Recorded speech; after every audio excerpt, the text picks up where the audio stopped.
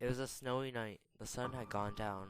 One house stood in the woods all by itself, alone with just the animals. All the animals had returned to their haven, but one did not.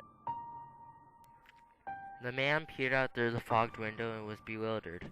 He couldn't tell what type of animal the creature was which was outside.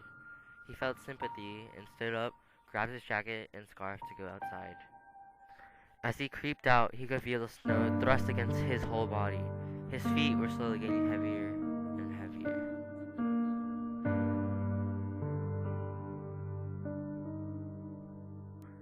His whole body began to go numb, and he felt pain on his finger but knew he had to persevere. He was approaching the animal until he saw two glowing green eyes, piercing through the air and glowing magnificently. The creature's fur was as dark as coal and stood out like a sore thumb. When he finally managed to reach the creature, he couldn't tell what it was. It had fur, antlers, and was frankly quite small. He stood there, but all of a sudden he realized he couldn't see his house anymore. The wind must have blew out all the candles and lamps, he thought to himself solemnly. Help, help, please, anyone, I'm begging you, he cried out with all his strength and might. No one replied. All he heard was the howling wind and the poor creature's whimper. He looked around in despair, thinking of what was going to be of him. He tried to dig a little den for the creature with his bare hands to keep it from the harsh and bleak wind. His hand had gone completely numb and frostbites were beginning to form. It was as if he was in shock and he couldn't move or utter a single word. He tried to cry for help again, helplessly, but there was no answer to the desolate cry. The wind was getting stronger, the snow was beginning to cover his body. What will I do? The man said quietly. Will anyone come and save me? All of a sudden, a man felt a sudden shock on his back. He turned around and saw two shadows. All the man could see was the full moon and the creature. The moon was the only source of light that gave him a sliver of comfort and assurance. Oh, how wonderful the moon looked, the man thought. Will this be the last thing I'll see? The man thought solemnly to himself. The last of his energy, he cried out with all his power he could muster. Please save me and this creature. We're both on the verge of passing out. It was too late though. Everything had blacked out. When the man had woke up, he felt warmth and comfort of the sun hitting his face, but yet remembered what had just happened. He sat up right away, but he felt pain on his back and fell back right away. He moaned in agony from the excruciating pain. Right when he was about to attempt sitting up again, he saw a silhouette of multiple people. Both looked strong and burly, so they were quite terrifying. He closed his eyes right away and pretended that he was sleeping, but the men said in a deep and alarmed voice, "We know you're awake, John." Goosebumps went up John's whole entire body.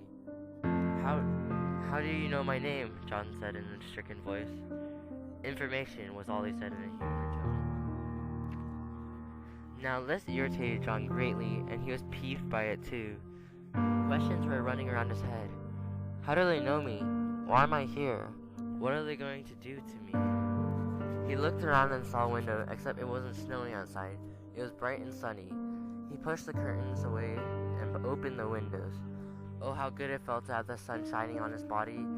He had felt like his whole body was at full energy, and he just wanted to go outside and play, but he remembered there were still two men right beside his bed he was laying on. The man on the right was bulky and strong, was actually really small. The one on the left was tall and muscular, and was quite terrifying. The man on the right boomed, "Where's the wobbin?" John tried to process what he just said. "Pardon me, but what did you just say?" he said confused. "A wobbin, the creature you were with when we found you in the middle of the blizzard." John pondered, and he had realized what they were talking about. He looked around the room and saw nothing of the creature. He began to panic, but began to think, why would they need it, and what is it? John asked the two men, "Why do you want it? Is there something special about it?" "You don't know about the wobbin?" No sir. It's the reason why Christmas is even in existence." John stood there in shock, not even knowing what they just said. A creature that holds the existence of Christmas in its own little furry paws. He was in awe, not knowing this information, and realized what he had just done. He had lost a creature which would bring Christmas for everyone, but had lost it. He looked down in anguish and sadness. "What have I done?" he muttered to himself. Oh, by the way, we're sorry about the paralyzing dart. We thought you were a threat, but we realized you were trying to save it. John all of a sudden said, "We must go back to my cabin. I dug a hole for him to keep him out of the wind."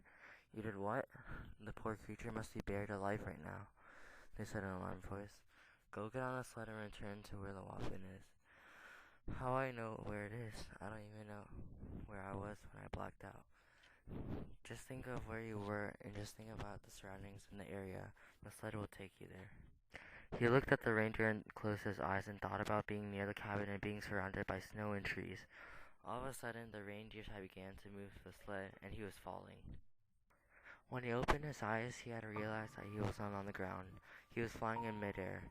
He looked down and adrenaline began to run in his body. He felt like his body was being slammed to the floor, and he tried to get back up. It was as if his whole body was being crushed and smashed. He wanted it to stop so badly, but he knew he had to save the creature. By the way, when you find the Waffin, you must give it an act of care to let the Christmas time start. Do it before 12 a.m. sharp. Without the Waffin, Christmas will not start. He stood up with new energy and persevered. When he got down, he frantically searched around and found the hole. It was empty. He looked around the area like a hawk in the sky. John looked at his watch. It was already 11:55 p.m. John searched even harder, checking each area inch by inch. He sat down on the brisk snow. He sighed in anguish and despair, thinking of how he was going to find him. When John lay down, he saw a glow like no other he ever saw. It was an unmistakable glow, the fantastic green glow of its fur as dark as coal. It was the Waffin. He got up and scurried over to the creature and picked him up. "Oh, how cold you must have been. I got you now. Don't be afraid, for I'll care for you," John said in a hushed voice. John could finally see his cabin and darted there. He knew that he was running out of time.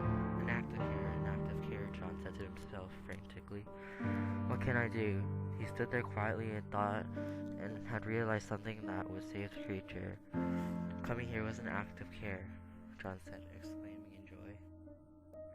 All of a sudden, the creature had begun to glow and go outside. John had followed, and they ended up in the hole in which John had dug for it. John had blinked for just a moment, and here he was, gone into thin air. But where the creature set foot on stood a magnificent Christmas tree, glowing and filled with decorations. It was the most beautiful thing that John had ever saw. John stood there in awe at how amazing it was, and what he had just done. He had just saved Christmas. What a strange occurrence, John thought to himself blissfully. Theme: you should always think about others before you. An act of care could make someone's day good.